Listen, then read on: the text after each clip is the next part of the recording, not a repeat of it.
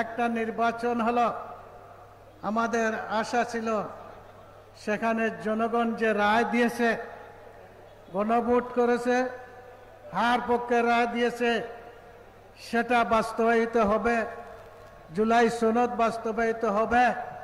কিন্তু আজ পর্যন্ত সেটা বাস্তবায়িত হয় নাই, বরঞ্চ এই সরকার এটার সাথে বেইমানি করেছে। সংগ্রামে সিলেটবাসী এ পর্যায়ে বক্তব্য নিয়ে আসার জন্য সবিনয় অনুরোধ করছে বাংলাদেশ জামায়াতে ইসলামের কেন্দ্রীয় মজলিসের সুরের অন্যতম সদস্য, সিলেট জেলা জামাতের সংগ্রামী আমির জননেতা মাওলানা হাবিবুর রহমান বক্তব্য রাখার জন্য অনুরোধ করছে জননেতা মাওলানা হাবিবুর রহমানকে। আলহামদুলিল্লাহ রাব্বিল আলামিন ওয়াসসালাতু ওয়াসসালামু আলা সাইয়্যিদিল মুরসালিন ওয়া আলা আলিহি ওয়া আসহাবিহি আজমাইন।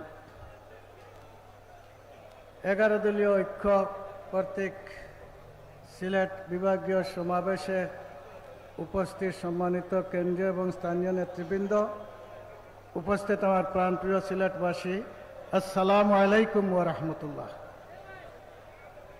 আমরা রক্ত দিলাম, আমাদের সন্তানেরা শহীদ হলো, আয়নাগরে নির্যাতন ভোগ করলো, গুম হলো, একটা নির্বাচন হলো, আমাদের আশা ছিল সেখানে জনগণ যে রায় দিয়েছে, গণভোট করেছে, হার পক্ষে রায় দিয়েছে, সেটা বাস্তবায়িত হবে, জুলাই সনদ বাস্তবায়িত হবে।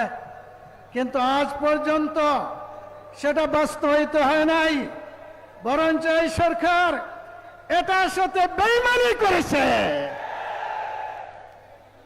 তাই আমার বন্ধুগণ, এরা ফ্যাসিস্ট হচ্ছে এবং ফ্যাসিস্ট হওয়ার জন্য চেষ্টা করছে।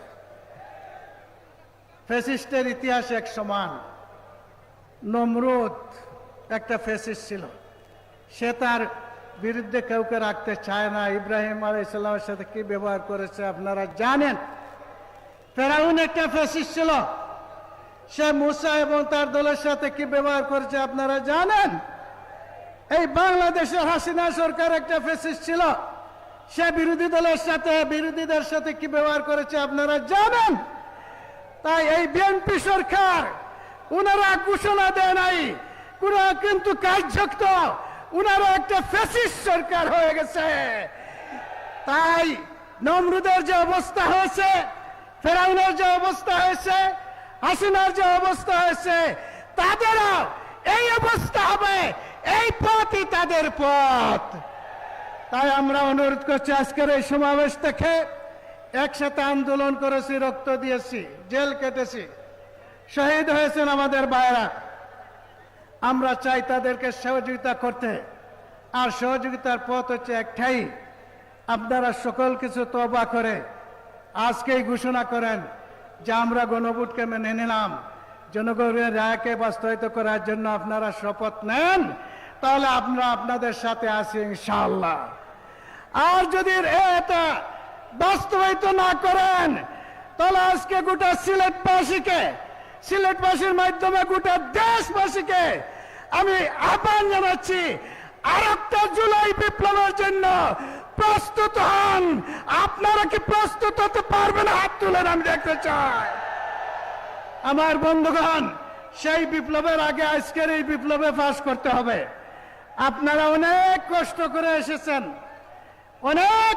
করে এসেছেন, তাই এই সভাকে যদি সফল করতে হয়, তাহলে আপনাদেরকে এই মাঠে আসতে হবে।